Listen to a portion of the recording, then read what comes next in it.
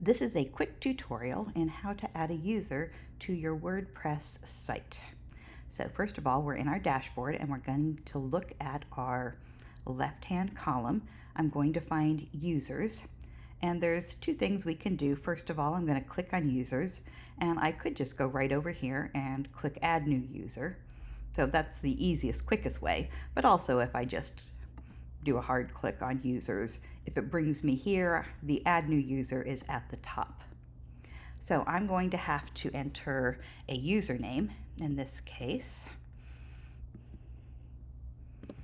I will do that, and I would give my email, and here I'm not going to add my actual email because I don't want it on the internet, but you would add an email here. You don't need to add the other information here, but there are some other things we would need to do. We would want to have a password.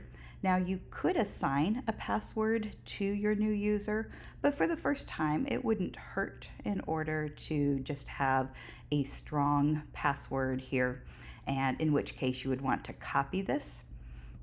So we would want to copy, and you would want to paste it somewhere in a document that you could give to the user. And the last thing we're going to need to do is to decide what level of user they are. If you want somebody who can edit your entire website and help you out with problems or troubleshooting, or is going to be taking charge of aspects of your website, you'll want to have administrator. And then you would add new user.